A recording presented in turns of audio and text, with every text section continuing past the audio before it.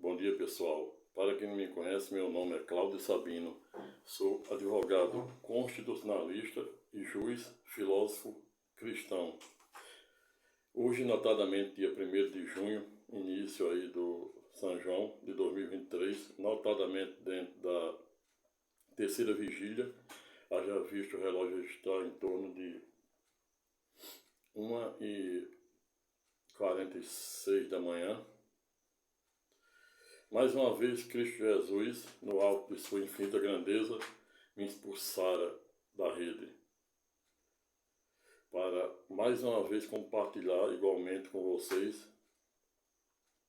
uma extraordinária história de nossa Bíblia Sagrada.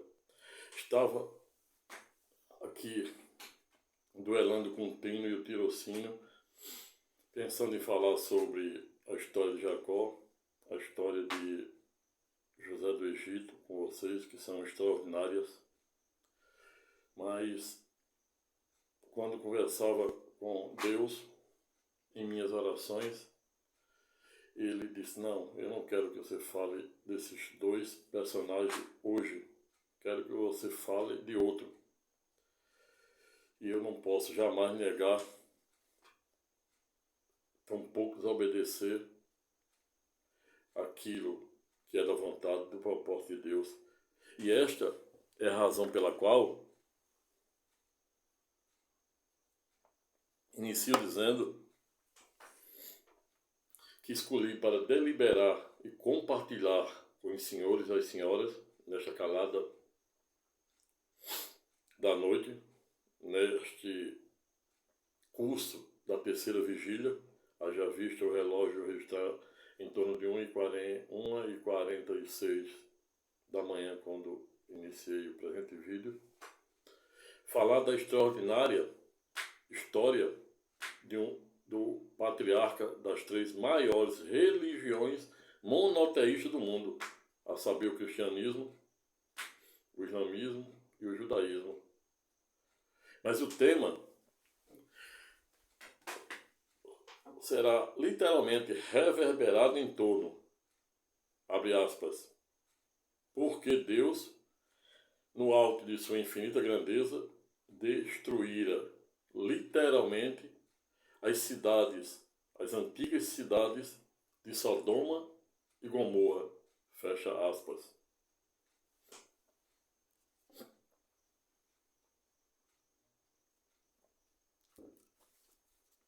E antes mesmo de adentrarmos diretamente no pano de fundo ou de mérito da presente temática, chamo a atenção de todos para aqueles que de alguma forma ainda não são cadastrados no presente canal, que se cadastrem, dê o seu like, aperta o sininho para vocês serem literalmente notificados quando eu estiver postando novos áudios, vídeos, aulas.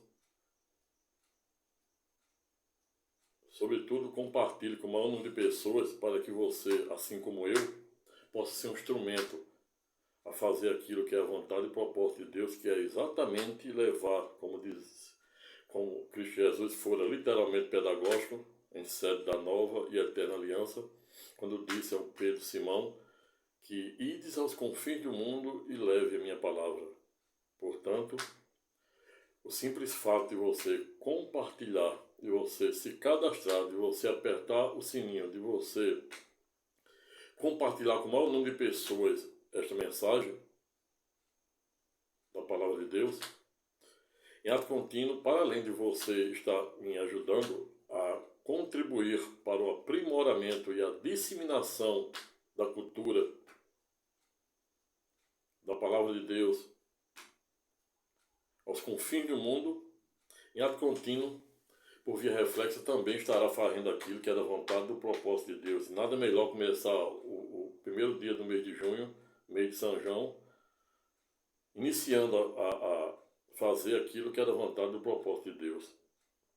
Dito isto, já parto diretamente para a introdução, o pórtico de entrada do nosso tema de hoje, qual seja, abre aspas, porque Deus, no alto de sua infinita grandeza, resolvera destruir as antigas cidades de Sodoma e Gomorra. E já começo dizendo e trazendo a colação para melhor ilustrar e fundamentar, por que não dizer arvorar, a tese da presente temática, trazendo a colação a transcendental, erudita pessoa de Abraão. No início, Abraão era um homem literalmente pagão, rico, porém pagão.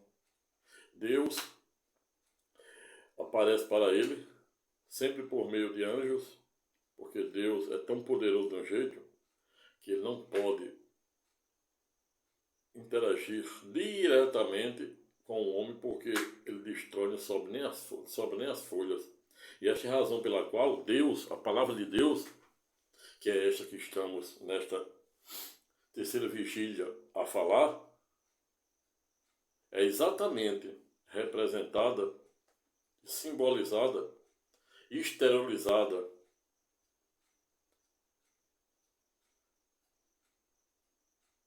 quando Deus usa a boca e as ações humanas para se manifestar. Ou seja, a palavra de Deus é Deus se manifestando pela boca e pelas ações humanas.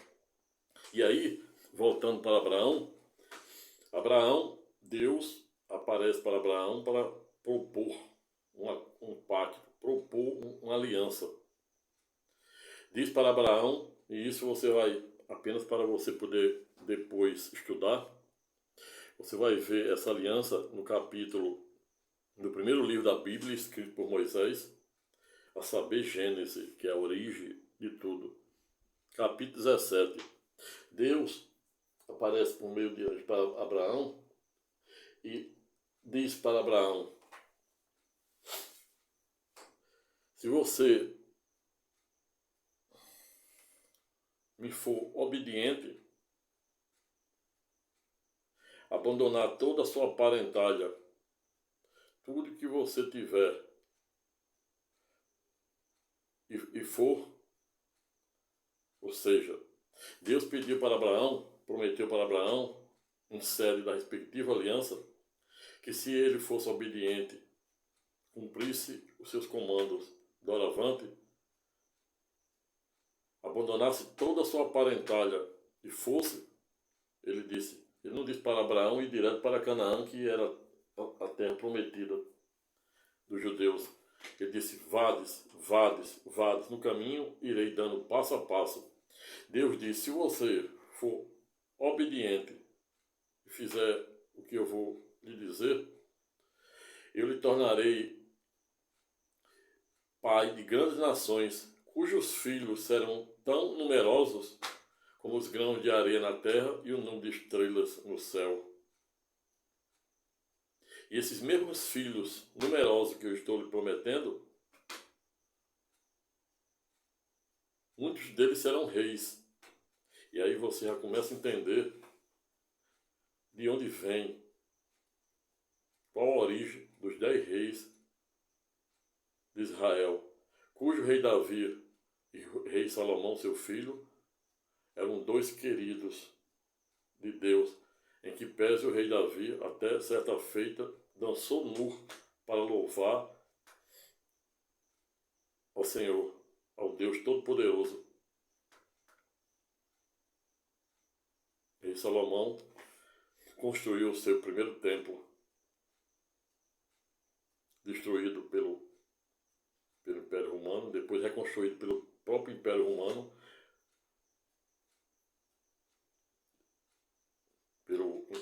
pelo general Cícero. E aí Deus faz o pacto ou aliança com Abraão, prometendo torná-lo pai de grandes nações, e como promessa, céu e terra passarão, mas as promessas escatológicas de Deus, assim como a sua palavra, jamais hão de passar. Deus nunca fica devedor. E ele cumpriu fielmente a promessa que havia feito a Abraão. Para além de prometer em transformar Abraão em pai de grandes nações, outro sim, por via reflexa, ele também prometeu lhe dar o seu primeiro filho quando ele tinha mais de 99, 100 anos. E Abraão, certo? Disse, como é possível?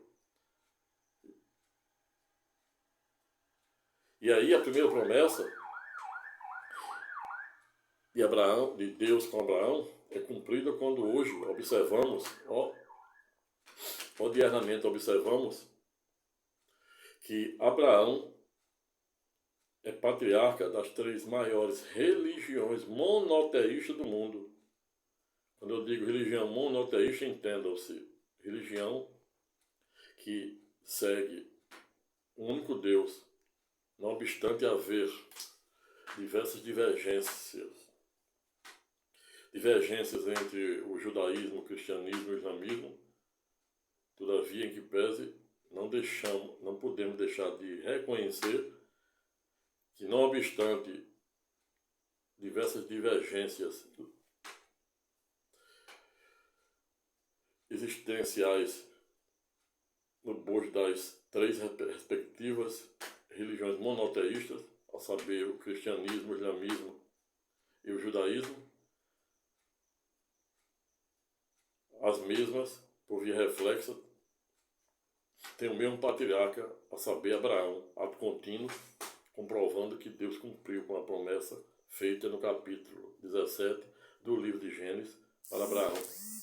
E aí já remeto vocês para a leitura, para vocês começarem a começar a ter intimidade, a verdadeira intimidade com esse Deus desconhecido, como dizia Pimendes, 500 anos antes de Cristo, e depois, lá na frente, Paulo de Tarso, no clássico Areópago, que era uma verdadeira arena onde se encontravam os intelectuais, filósofos, místicos, e até mesmo servia de palco como uma espécie de corte suprema para julgar os crimes dos gregos, dos egípcios, dos hebreus da época. Então, para você poder iniciar a intimidade com esse Deus desconhecido, em que pese ele será desconhecido, até o momento em que você se permitir a ter intimidade com ele. Por isso já lhe remeto ao capítulo 17 do livro de Gênesis e seguinte, que irão fundamentar de forma literal o que eu irei falar no bojo do presente, tema aula. E aí, para além, e quando eu digo que Deus cumpriu a sua primeira promessa com Abraão, em que pese, porque exatamente a primeira promessa foi de torná-lo pai de grandes nações, e ele hoje é o patriarca das 3 maiores religiões monoteístas do mundo, a saber, o cristianismo, cujo adeptos gira em torno de 1,3 a 1,4 bilhões no mundo inteiro, seguida pela segunda do ranking, a saber, o islamismo, se aproximando de 1 bilhão, que só cresce dia a dia, e a terceira, não obstante ser a mais remota, o judaísmo. Veio, portanto, a primeira promessa de Deus cumprida, literalmente. A segunda promessa de Deus foi para que ele... foi a promessa dele dar o seu primeiro filho. E a respectiva promessa também fora literalmente cumprida, cujo Isaac é fruto da promessa. E o mais interessante nisso é que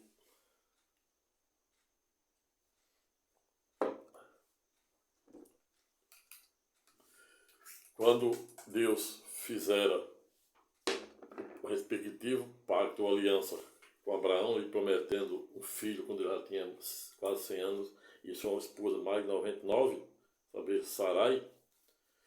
Sarai que ele mudou o nome, para Sara. Ouvindo a conversa entre Deus e Abraão, chega ironizar a ponto de dizer: como, Senhor, eu com uma mulher com quase 90, com mais de 99 anos, cuja fertilidade em que pese já cessara mais de meio século, vou engravidar. E Deus, ouvindo a fala de Sara, que era Sarai, e ele mudou o nome, assim como Abraão era Abrão, ele mudou para Abraão.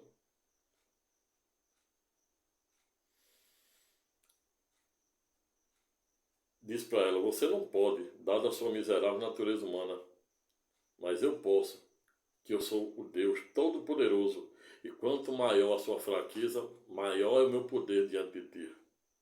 E aí, Deus engravida Sara, quando tinha mais de 99 anos, para cumprir a sua segunda promessa com Abraão. Isaac, fruto da promessa. E aí, no momento do respectivo pacto, Deus também falou para Abraão que, para além dele ter obediência a ele, abandonar toda a sua parentalha, ele deveria marcar com a circuncisão todos os judeus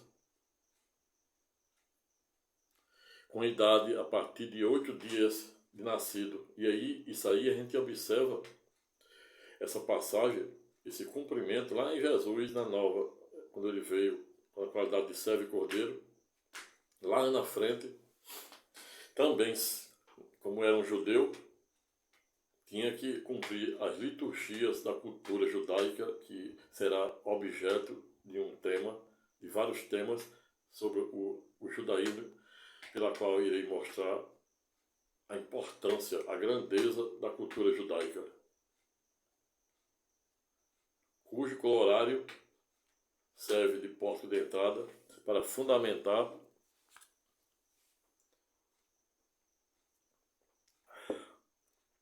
basicamente todo o cristianismo, é a base. E aí, no momento do respectivo pacto, Deus orienta Abraão para circuncisar todas as crianças a partir de 8 dias de nascido, e ele, a partir do pacto, também é literalmente circuncisado. Para quem não sabe, circuncisão era o sinal da aliança. O sinal da aliança que Abraão estava a fazer com Deus.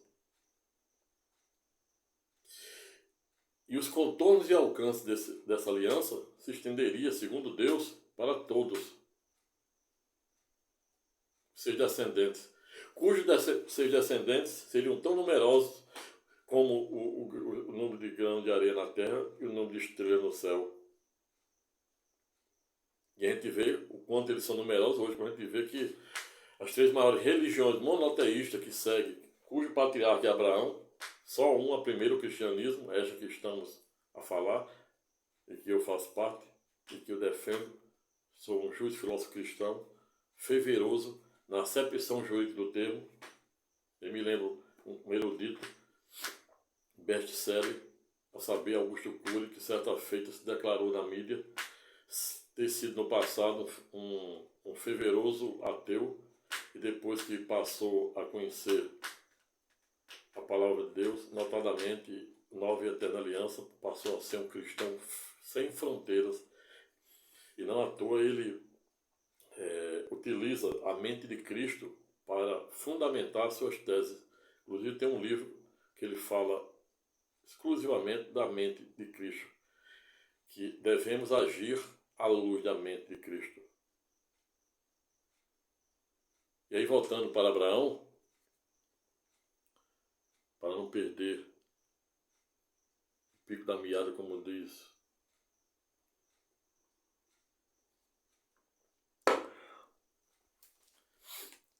a cultura popular, Abraão, Deus também, para além de ter pedido para Abraão fazer a circuncisão, que é uma marca, que é a marca do judeu, a partir de 8 dias de nascido, ele também fez a circuncisão em Abraão, mais de 90 e poucos anos, para selar a aliança que ele estava fazendo. E hoje, por exemplo, um desses símbolos a gente observa hoje no arco-íris. Arco-íris é um dos símbolos dessa aliança. Não obstante, outras pessoas em que pese utilizar o símbolo da eterna aliança, ou seja, as 7 cores do arco-íris, que eu também já deliberei acerca dos contornos e alcances do número 7, usa para outras finalidades totalmente diversas da que está prevista aqui, notadamente no capítulo 1 do livro de Gênesis. Sem nenhum demérito àqueles que, por algum viés político, ideológico, filosófico ou religioso, ao revés, pense de maneira diversa, porque isso é democracia.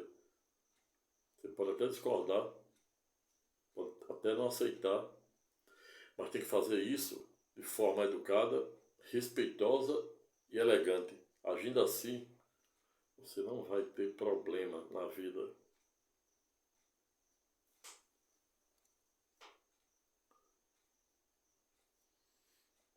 E aí, continuando, Deus prometera a Abraão torná-lo pai de grandes nações, hoje já é fato consumado. Prometera a circuncisão, fez a circuncisão em Abraão para selar o pacto. Precisava outra liturgia que era utilizada e que até hoje quem só aplica a Torá, quem não acredita na nova aliança, em tese, ainda aplicam a muitas religiões com base nessa premissa, ainda aplica até hoje o sangue dos animais. Aquele sangue dos animais que Deus matou lá no Jardim do Éden, primeiro para apontar para a cruz, para a crucificação de Cristo Jesus. Então, para selar o pacto feito com Abraão, para além da circuncisão, se fazia também necessário, extremamente necessário, cumprir mais uma liturgia criada por Deus à época do Antigo Testamento com base na Antiga Aliança, na Velha Aliança. E aí isso consistia exatamente, essa liturgia, por exemplo, as pessoas quando faziam um pacto naquela época de Abraão, um com o outro, o homem quando queria. Hoje, quando você quer fechar um negócio, você leva um contrato escrito, né? Assim, pega 2 testemunhas e está selado aquele contrato, aquele pacto bilateral. E o pacto feito com Abraão foi um pacto também bilateral. E o pacto daquela época, quando o homem fazia um pacto com o outro, não existia lei, existia os costumes, era praticamente aí o que a gente chama no direito natural, olho por olho, dente por dente. O homem era o lobo de si mesmo. Isso aí eu irei falar uma temática específica do direito, a origem do direito e o que tem a ver o direito de Deus, o direito divino com o direito dos homens, e vocês vão ficar impressionados. E mais uma razão de vocês que estão me ouvir, desde já, se cadastrar no presente canal, dar o seu like, apertar o sininho para em breve receber e continuar a ser notificado para compartilhar comigo esta viagem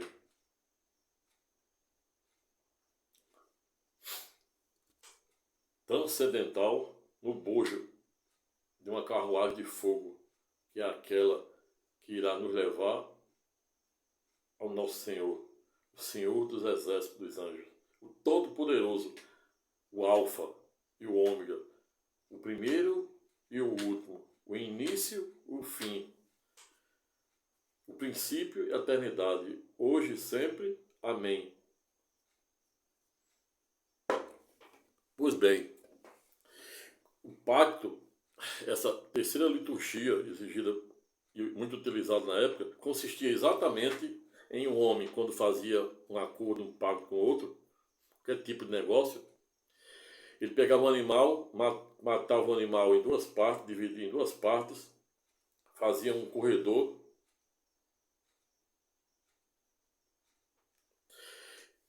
ambos passavam no meio do corredor, colocavam fogo e comia o animal para estar selado o pacto. Essa liturgia também era utilizada para a purificação do pecado. Quando o homem também fazia essa liturgia, transmitia o pecado do homem para o animal, quando botava fogo no animal. Quando descia o sangue, você veja a importância do sangue, que é o instrumento utilizado para a remissão, do projeto de remissão dos pecados de Cristo Jesus, que ele derramou a última, na parte, o terceiro lugar onde ele derramou a última gota foi quando permitiu que descesse até a última gota de seu sangue para completar totalmente seu projeto de remissão. Então, inicialmente, para que o pacto entre Deus e Abraão estivesse literalmente selado, ele também passou por essa liturgia. Também passou por essa liturgia que era parte integrante da cultura judaica e em muitos contextos ainda aplica até o presente momento.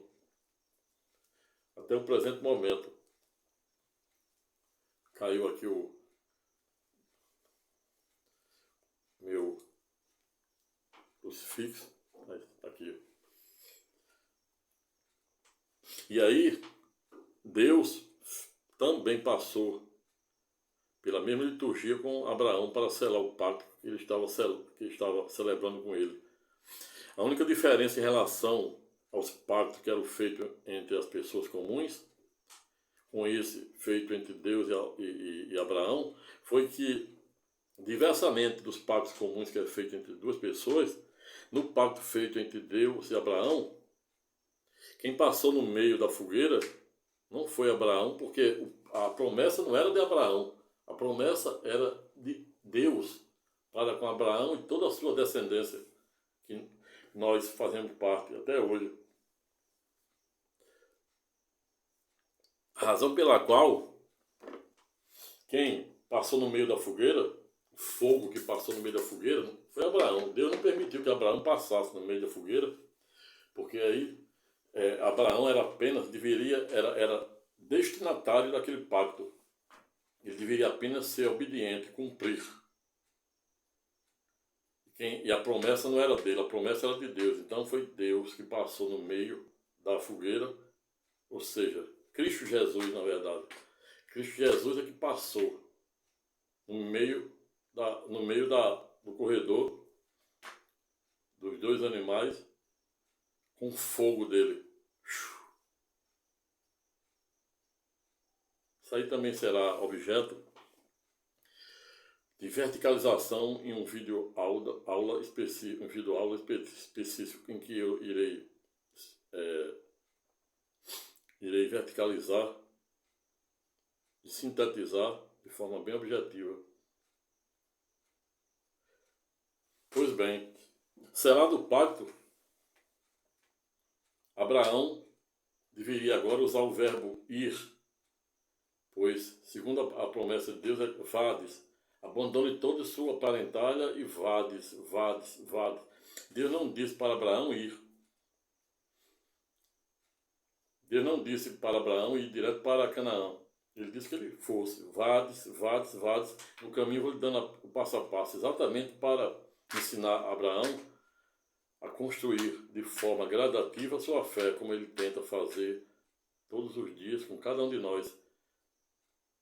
Pois a promessa e a aliança que Deus fez no passado com Abraão se estende a toda a sua descendência, até a última geração, até que a porta da graça se feche.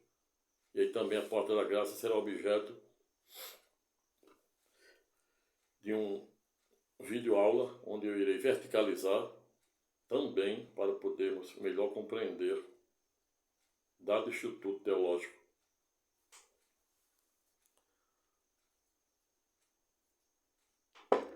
Mas continuando,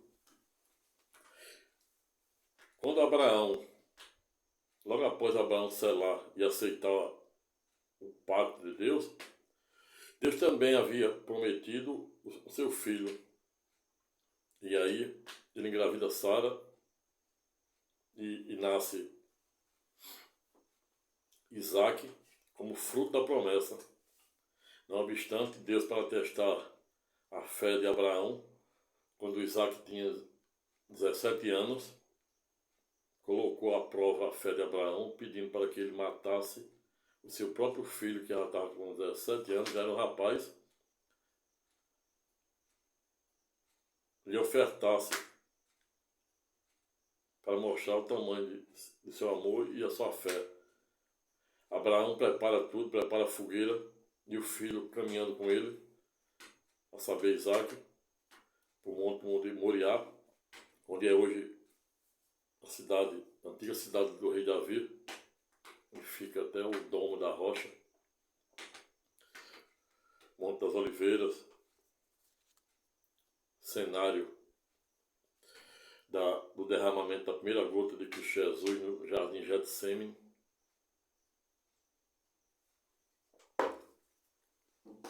E aí, Deus, para testar a fé de Abraão, saber se ele estava rígido na fé,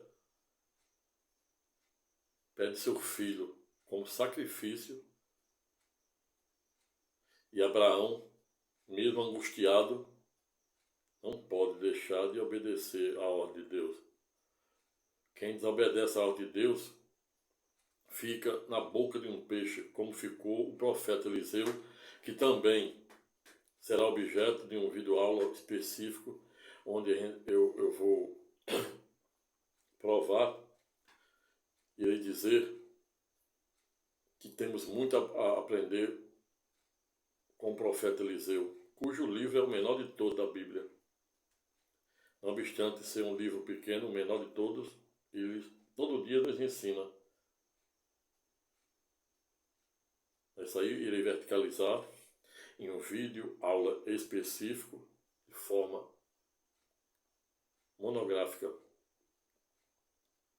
E aí, Abraão caminhando para mais uma vez mostrar o seu amor, a sua obediência e a sua fé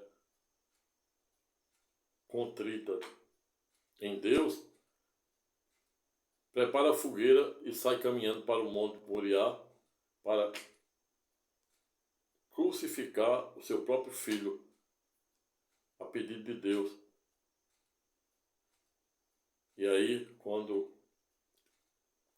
Abraão caminha com seu filho, o filho achando aquilo muito estranho, até porque não era criança, ainda se fosse ia achar estranho aquilo, né? Como é que é?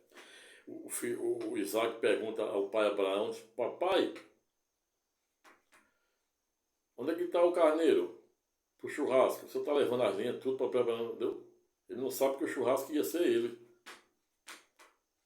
Aí Abraão conversa e aí começa a preparar tudo. Quando Abraão pega o punhal para matar o seu próprio filho, Deus manda os anjos segurar a mão dele e diz que ele não precisava fazer mais aquilo. A fé dele bastara. Mas continuando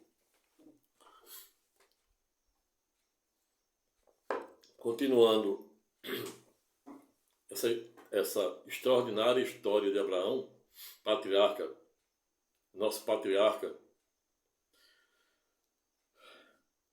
das três maiores religiões monoteístas do mundo, ele começa a caminhar, obedecendo mais uma vez a ordem de Deus, conforme a aliança. Ocorre que naquela época,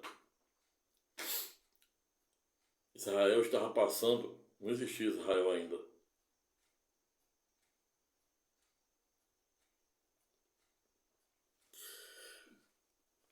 Essa região estava passando por uma fome muito grande. Abraão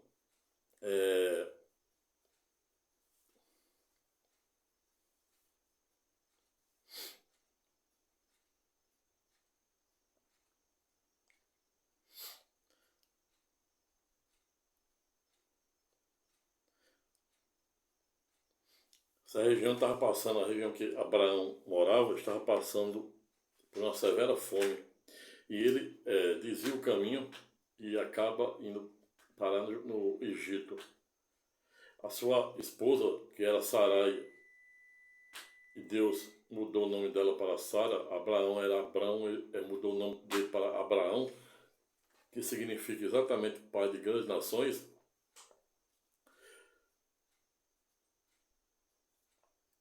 Sara era uma mulher muito bonita, e Abraão, com medo de que o faraó o matasse, mentiu para o faraó dizendo que Sara era sua irmã, e a ponto de permitir que ela casasse com o faraó. O faraó, muito esperto, o faraó do Egito, descobre que foi enganado e expulsa Abraão,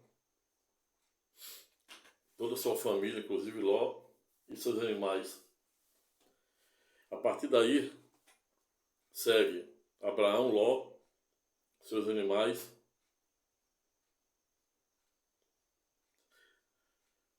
e Sara.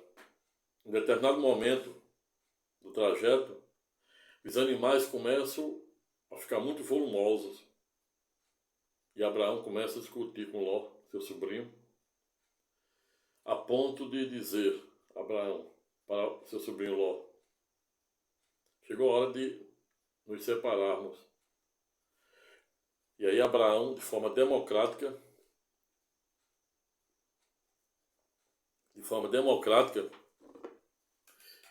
propõe para seu sobrinho Ló que escolha o lado que ele quer ir, norte ou sul. Ele diz: o lado que você escolher, eu vou para o outro. E assim foi. Ocorre que Ló foi bater em Sodoma. E aí onde a gente já vai começar no porto de entrada para poder dar a resposta do tema de hoje. Ou seja, por que Deus destruiu as cidades de Sodoma e Gomorra. Inicio dizendo, para trazer a resposta da nossa pergunta de hoje, por que Deus destruiu Sodoma, a gente vai observar exatamente nos capítulos 18 e seguinte do mesmo livro de Gênesis. Deus envia 2 anjos para destruir Sodoma. Ocorre que antes, Deus pede para os 2 anjos visitar o patriarca Abraão, para comunicar da indignação dele em saber de como está se comportando a população de Sodoma e Gomorra. Ele diz que tomou conhecimento de que o povo de Sodoma estava fazendo coisas muito graves, que era o pecado. E a gente começa a observar aqui, quando observamos o capítulo 18,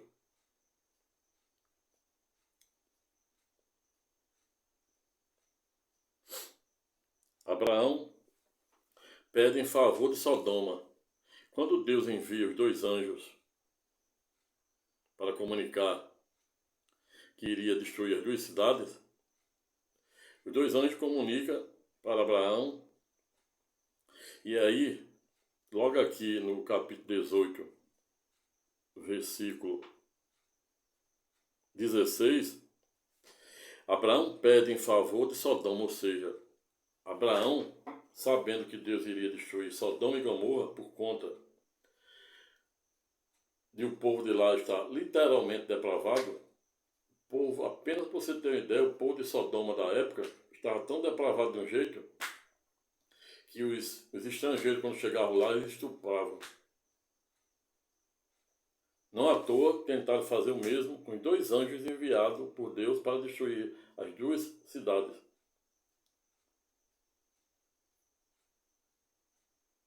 Chegado à casa, à praça, ficam observando e depois Ló, sobrinho de Abraão, teve um tino de que aqueles 2 homens não eram simples homens. Ele já pressentiu, já sentiu um presságio de que eles eram os anjos de Deus. E aí o recebeu na sua casa, ofereceu jantar.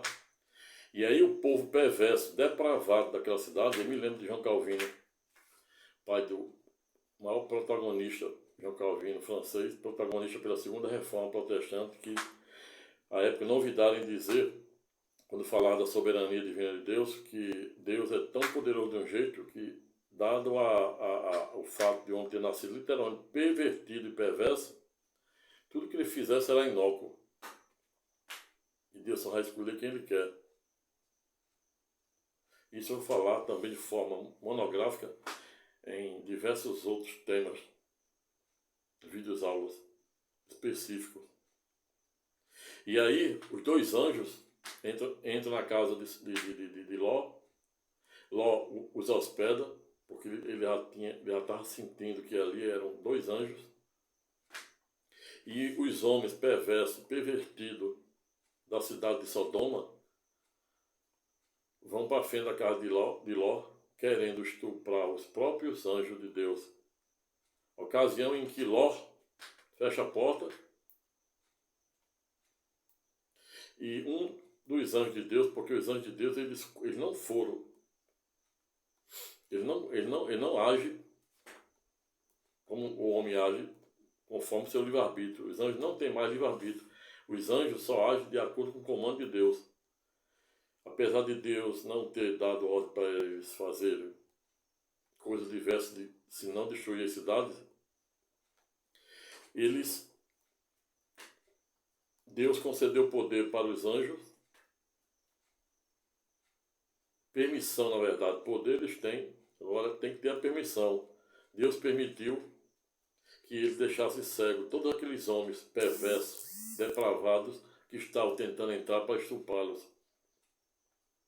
E aí começa a fuga. Só que antes disso, é o que mais intriga e é o mais impressionante, é que Abraão clama a Deus. Quando Abraão recebe os anjos, ele clama a Deus para não destruir as 2 cidades, sabe, Sodoma e Gomorra. E aí Deus diz para Abraão: eu não gosto muito de você vem sendo fiel a mim, vem cumprindo a aliança prevista lá no artigo 17. Eu quero que você me dê uma razão para eu não destruir Sodoma e Gomorra. E aí Abraão começa aqui no capítulo 18, dizendo: depois os visitantes se levantaram, os visitantes são os 2 anjos, e foram para um lugar de onde podiam ver a cidade de Sodoma. E Abraão os acompanhou para lhe mostrar o caminho. Aí o Senhor Deus disse a si mesmo: não vou esconder de Abraão o que pretendo fazer, ou seja, com Sodoma e Gomorra. Os seus descendentes se tornarão uma nação grande e poderosa, e por meio dele eu abençoarei todas as nações da terra. Eu escolhi para que ele mande que os seus filhos e os seus descendentes obedeçam aos meus ensinamentos e faça o que é correto e justo. Se eles obedecerem, farei por Abraão tudo o que prometeu. Aí o Senhor disse a Abraão: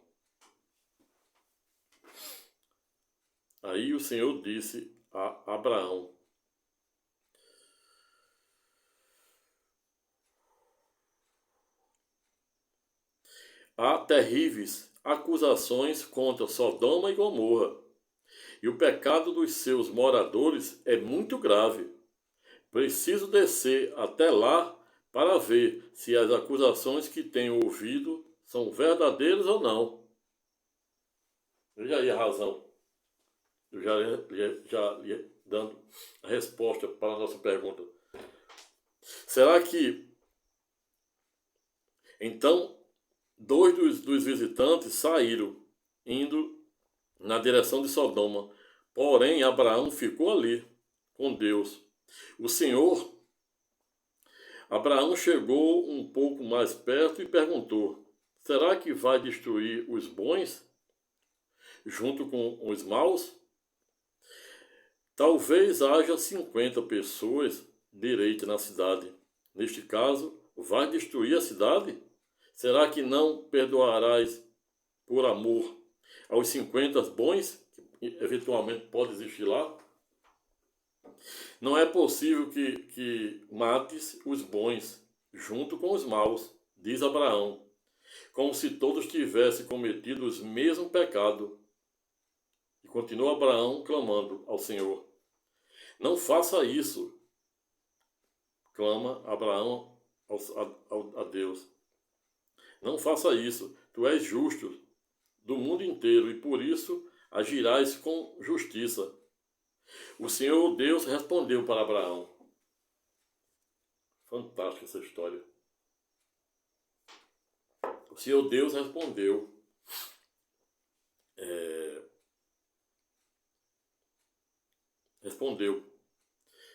Se eu achar 50 pessoas direitas em Sodoma, perdoarás a cidade inteira por causa dela? Diz Abraão. Abraão volta a dizer: perdoa o meu atrevimento de continuar falando contigo, pois tu és o Senhor e eu sou um simples mortal. Pode acontecer que haja apenas 45 pessoas direitas. Destruirão as cidades por causa dessas diferença de 5? Deus respondeu: se eu achar 45, não destruirei a cidade. Veja aí, Deus abrindo a concessão. Abraão continua: e se houver somente 40? Veja, portanto, que começou por 50, caiu para 45. Abraão até agora não encontrou nenhum homem de fé, nenhum homem puro em Sodoma e Gomorra. Inclusive, em que pese nem seu sobrinho Ló seria merecedor, porque se fosse ele não teria ido para um lugar tão pervertido e depravado daquele. E ele continua: destruirá a cidade por causa de diferença de apenas 5? Deus respondeu: se eu achar 45, não destruirei a cidade. Abraão continua: e se houver somente 40 bons? Até agora Abraão não encontrou um homem de fé, uma alma pura. E se eu achar 45, não destruirá a cidade? Abraão continuou: e se houver somente 40? Abaixou de 50 para 45, 45 para 40. E se houver somente 40 bons? Por amor aí Deus diz: por amor a esses 40, não destruirei a cidade. Deus respondeu. Abraão disse: não fiques zangado comigo, Senhor, por eu continuar a falar. E se houver só 30? Veja que já vai em 30. Baixou de 50. Abraão até agora não arranjou um homem puro, reto, justo, em Sodoma e Gomorra. Até em 30. Se houver 30, Deus diz: eu perdoarei a cidade. Abraão tornou a insistir: estou sendo atrevido, Senhor, mas me perdoe, Senhor. E se houver somente 20? Veja que já caiu de 50 para 20. E Abraão continua sem arranjar uma alma boa. Se houver somente 20,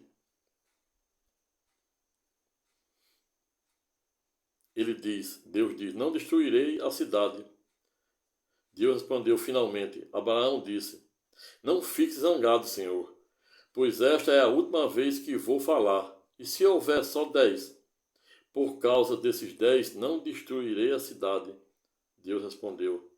Quando o Senhor Deus acabou de falar com Abraão, ele foi embora e Abraão voltou para casa.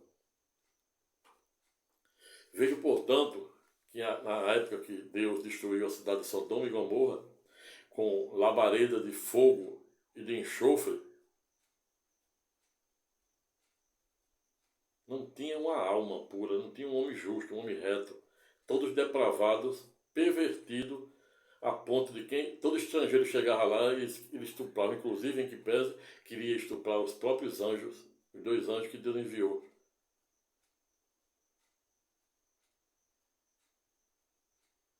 Vejo, portanto, a razão pela qual Deus destruiu a cidade de Sodoma e Gomorra com labaredas de fogo jogadas do céu, com enxofre. E não à toa, até hoje, na cidade onde, no local, na região, em Israel, onde se localizaram essas cidades, que hoje fica na região do Mar Morto, até hoje se encontra enxofre, pois enxofre só dá em regiões vulcânicas, e lá não existe vulcão nessa região, até hoje, provando que existe enxofre, até hoje na região essa região do Mar Morto, da época em que Deus mandou labaredas de fogo com enxofre para destruir as 2 cidades. Vejo, portanto, o que faz o pecado. Veja quantas chances Deus concedera a Abraão para ele não destruir as cidades. Isso representa a porta da graça. A porta da graça está aberta só nessa nova e eterna aliança por 2 anos, 2000 anos, ou seja, que é o período em que, compreendido entre o período que Cristo Jesus morreu, ressuscitou no 3º dia, pregou 40 dias, 40 noites e depois subiu aos céus e se encontra até hoje. A porta da graça continua aberta, mas o povo continua a brincar, a blasfemar e a ignorar o poder de Deus. Essas oportunidades que Deus deu aqui, de 50, caindo para 45, para 40, para 30, para 20, para 10, que não apareceu uma alma, isso aqui é tudo oportunidade. É provando que ele deixou a porta da graça, não obstante o povo estar literalmente depravado, mas ele deu uma oportunidade nessa escala cronológica aqui, de 50 para 45, de 45 para 40, a ordem decrescente, de 40 para 30, 30 para 20 e 20 para 10. E aí, como Abraão não trouxe nenhuma alma que pudesse ser salva, ele não teve alternativa senão salvar Ló e sua família, a pedido de Abraão. Não que Ló merecesse, porque Ló fosse ortodoxo, ele não teria ido desviar do caminho. Logo quando ele se dividiu de Abraão, e Abraão deu a oportunidade de escolher livre-arbítrio, norte ou sul, e ele escolheu ir para uma cidade dessa.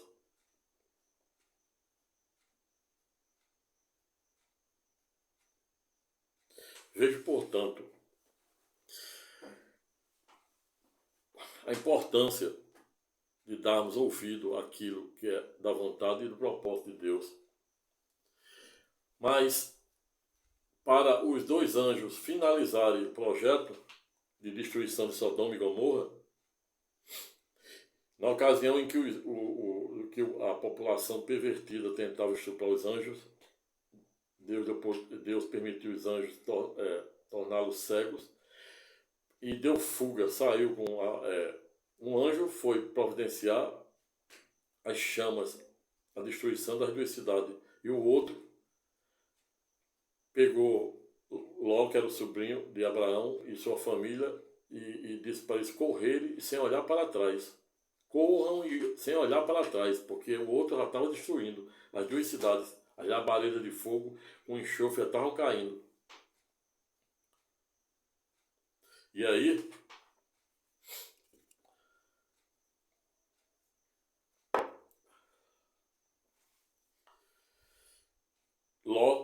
começa a correr com a sua família. E o anjo disse, não olhe para trás. E a mulher de Ló olha para trás, pensando nas coisas que ficaram para trás e volta para pegar. E aí descumpriu a ordem de Deus. E aí a Bíblia nos informa que em razão desse descumprimento da mulher de Ló, de ter olhado para trás, Deus transformou-la em uma estátua de sal. E aí, Ló consegue se salvar e sua esposa fica para trás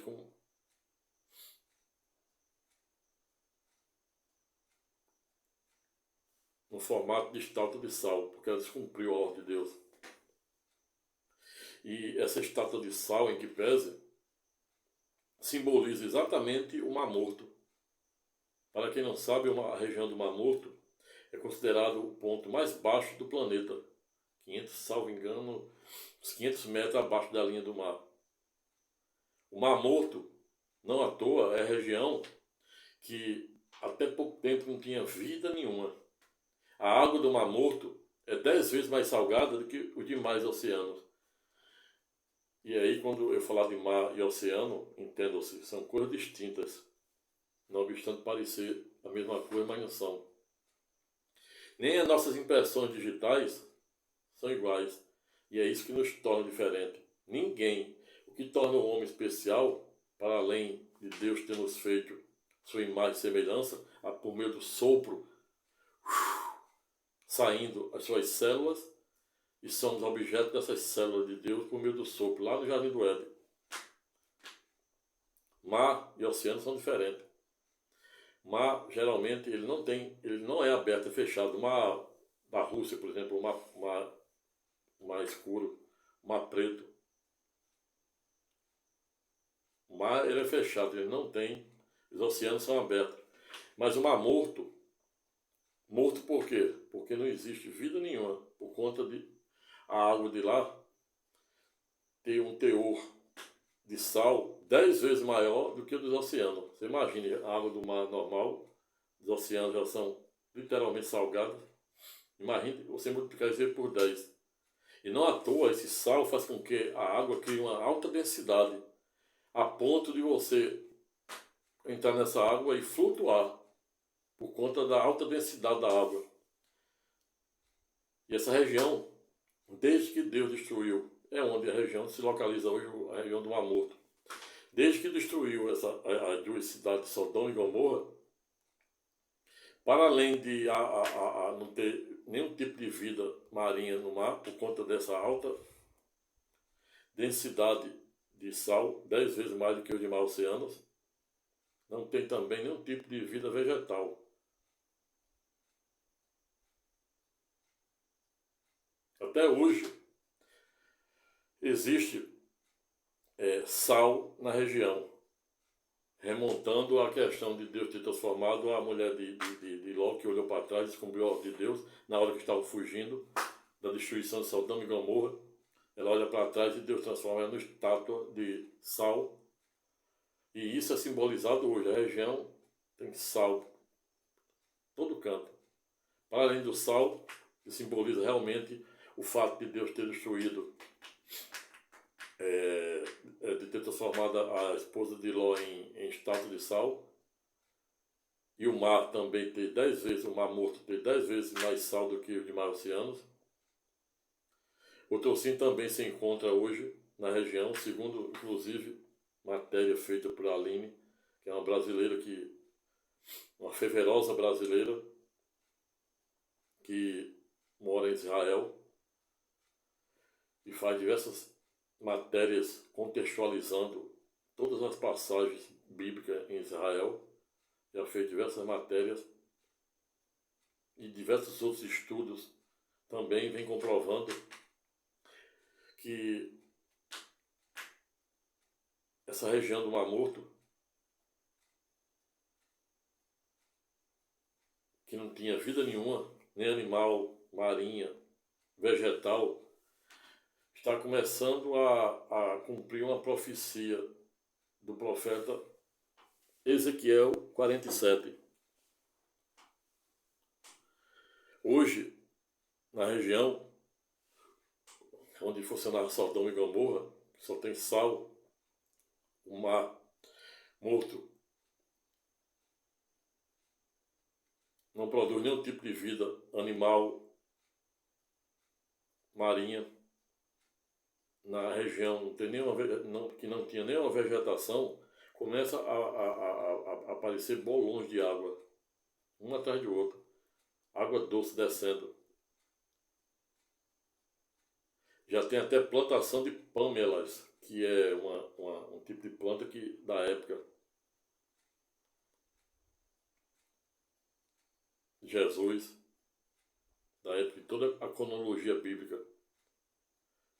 E para finalizar, porque o vídeo já está passando aqui de uma hora,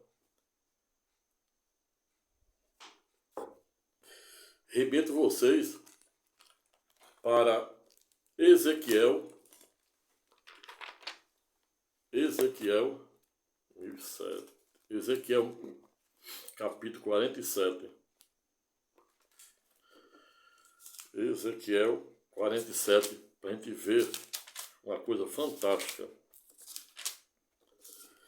Uma profecia de Ezequiel, que é um dos grandes, transcendentais, eruditos, profetas do Antigo Testamento, que prevê que a região do Mar Morto,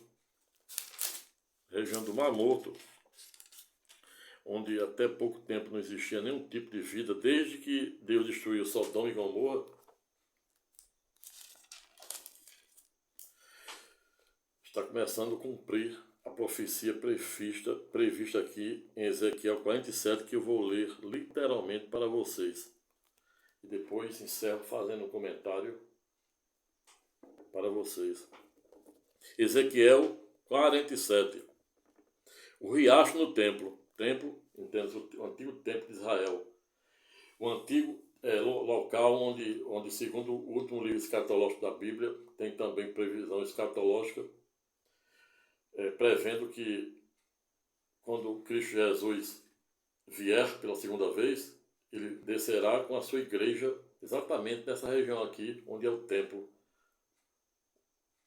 onde era o templo de Israel, onde ele irá descer com o seu tabernáculo, que é o templo, que é a casa de Deus aqui na terra, na época lá, remontando a época lá dos 40 anos de peregrinação do Egito. Então, Ezequiel 47 diz o seguinte, cujo título é o riacho do templo. O homem me levou de volta até a entrada do templo. Esse homem, supostamente, era um anjo de Deus. Ezequiel está mencionando aqui. Debaixo da entrada saía água que corria na direção do leste. Mesma região lá, região onde o livro do Apocalipse diz que Cristo Jesus descerá como rei para reinar como verdadeiro leão da tribo de Judá, e aterrissará exatamente aqui, nessa região onde é o templo. O homem me levou de volta até a entrada do templo. Esse homem é um suposto anjo. Em sonhos, isso aqui tudo ele fala em sonhos, que segundo Jó 33, 15, 18, Deus tenta, quando não existe profeta, Deus tenta falar com o homem diariamente por meio dos sonhos, de imagens. E aí, é como ele está falando aqui com o profeta Ezequiel. O homem me levou, entenda-se, suposto anjo, né? Até a entrada do templo. Debaixo da entrada saía água que corria na direção do leste, pois o templo dava frente para esse lado. A água corria por baixo, do lado sul do templo, ao sul do altar. Então o homem me fez sair da área do templo, pelo portão norte, e me levou pelo lado de fora até o portão que dá para o leste. Um riacho saía do lado sul do portão, com a sua vara de medir. O homem media 500 metros na direção da correnteza. E aí você veja aí os 500 metros, que consiste exatamente os 500 metros que o Mar Morto é abaixo da linha do mar, do nível do mar. 500 metros aqui faz dimensão ao Mar Morto, a região do Mar Morto, onde hoje, até pouco tempo, não existia, desde a destruição de Sodoma. 500 metros na direção da correnteza. Israel fica em cima e o Mar Morto fica a 500 metros. Não fala. 500 metros da direção da cor da correnteza para o leste. Ele me fez atravessar o riacho ali, e a água chegou aos meus tornozelos. Em seguida, ele mediu mais 500 metros, e a água subiu até os meus joelhos. Mais 500 metros, e a água chegou até a minha cintura. Finalmente, mediu mais 500 metros, e o rio era tão fundo que eu não podia atravessar. Era fundo demais para se atravessar, a não ser a nado. Aí ele me disse, ou seja, região que é baixa, baixa por quê? Porque a cada dia vai diminuindo mais ainda, fica mais baixa ainda por conta do sal, 10 vezes na água. E aí ele dizendo 500, cita 500 várias vezes, o que só faz aprofundar, ou seja, a água doce faz com que o oceano chegue novamente ao nível normal do mar, que é o normal. Então o homem me levou de novo para a margem. Quando cheguei lá, vi que havia muitas árvores dos dois lados. Então ele me disse: esta água corre para o leste e desce até o Rio Jordão. Rio Jordão, onde o profeta Eliseu curou a lepra do general da Síria, Sabe-Naamã, com 7 mergulhos. E lá também, onde Eliseu fez outro milagre, que foi para fazer aparecer o martelo que havia caído lá.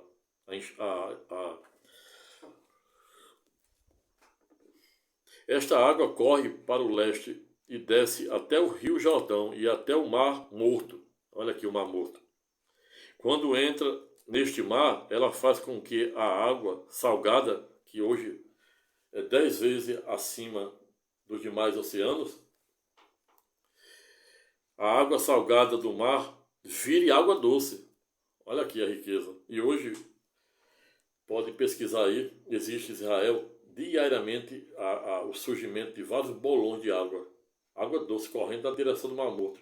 Essa promessa aqui, essa profecia, já iniciou a se cumprir. Quando ele fala Rio Jordão e até o mar, quando entra neste mar, ela faz com que a água salgada do mar vire água doce. Em todo lugar por onde esse rio passa, haverá todo tipo de animais e peixe. Olha aqui, prevendo a existência não somente da água doce, como peixe, todo tipo de animal. E já falou também anteriormente, né? Todo tipo de plantação, que tem as plantações de pântano hoje também lá. Haverá todo tipo de animais e de peixe. O rio fará com que as águas do Mar Morto fique boa e ele dará vida por onde passar. Desde a fonte de Gedi até a Eglaí, haverá pescadores na praia do mar, e ali eles estenderão as suas redes para secarem. Haverá ali muitos peixes e muitas espécies de peixe, como no mar Mediterrâneo. Olha aqui, falando exatamente o que eu havia dito, que o mar Mediterrâneo tem 10%, tem 9 vezes menos sal do que os oceanos, tem menos sal do que o Mar Morto, que tem 10 vezes mais. Não à toa a densidade faz com que as pessoas flutuem na água, não afundem. Mas nos brejos e nos charcos a água não ficará boa. Essa água servirá para a produção de sal. Nas duas margens do rio crescerão árvores frutíferas de todo tipo. Hoje a gente já vê, pode pesquisar, plantação de pâmelas na região. As suas folhas nunca murcharão e as árvores nunca deixarão de dar frutos. Darão frutas novas todos os meses, pois são regadas pelo rio que vem do templo, ou seja, por baixo do templo. As frutas servirão de alimento e as folhas de remédio. Vejo, portanto, a profecia de Ezequiel literalmente cumprida, sendo cumprida. Pode pesquisar que está sendo cumprida. Ato contínuo, transformando a região onde existia as duas cidades, a saber, Sodoma e Gomorra,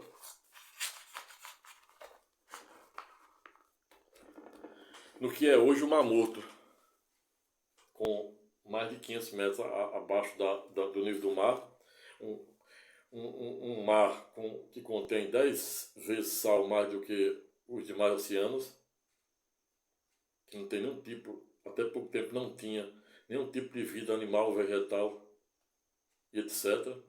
E conforme a profecia de Ezequiel 47, conforme acabei de ler, está se cumprindo essa transcendental profecia a fim de, mais uma vez, comprovar que céu e terra passarão, mas as escatológicas promessas de Deus jamais hão de passar. Obrigado, pessoal. Obrigado, senhores e senhoras. Fico por aqui. Lembro e chamo a atenção mais uma vez para aqueles que, por alguma forma, não se cadastraram no presente canal, que se cadastrem. Dê seu like, aperte o sininho e compartilhe com o maior número de pessoas possível, para que, assim como eu, você também seja um instrumento de mudança, seja um instrumento capaz de levar aos confins do mundo a palavra de Deus, e para além disso você também tem aí a oportunidade de continuar diariamente a compartilhar informação jurídica, teológica, econômica, filosófica, geopolítica de primeira qualidade. Obrigado a todos e a todas. Fique com Deus e até a próxima. Amém. Amém. Amém.